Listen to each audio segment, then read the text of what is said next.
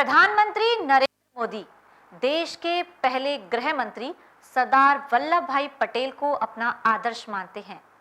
आजादी के बाद भारत को एक सूत्र में पिरोने को लेकर किए गए काम को लेकर पीएम मोदी सरदार पटेल को बार बार याद करते हैं। यही वजह है कि उन्होंने सरदार पटेल की भव्य स्मारक और प्रतिमा स्टैच्यू ऑफ यूनिटी बनाने का निर्णय लिया।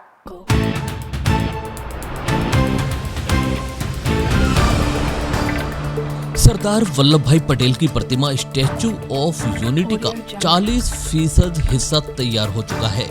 इस प्रतिमा को टुकड़ों में चीन से भारत लाया गया है। संभावना है कि अगले 8-10 महीनों में प्रतिमा का सारा हिस्सा गुजरात पहुंच जाएगा। इसके बाद प्रतिमा की असेंबलिंग का काम शुरू होगा।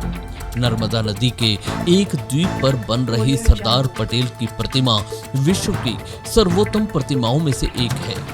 इस स्टैच्यू ऑफ यूनिटी की ढलाई चीन में हो रही है। अब तक प्रतिमा का कमर से नीचे का हिस्सा ढाला जा चुका है।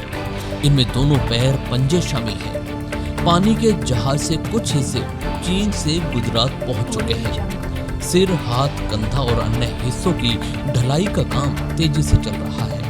विख्यात शिल्पकार और प्रतिमा के डिजाइनर राम वी सुतार नियमित तौर पर चीन जाकर ढलाई की निगरानी कर रहे हैं।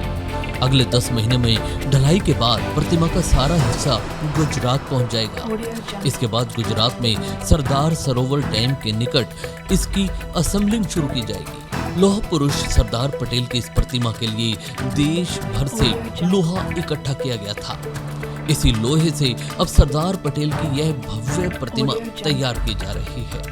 सरदार पटेल का यह भव्य स्मारक और उनकी विशालकाय प्रतिमा न सिर्फ पर्यटकों को भारत की आजादी के आंदोलन की याद दिलाएगी, बल्कि सरदार पटेल के जीवन की विशिष्ट पहलुओं के बारे में भी बताएगी।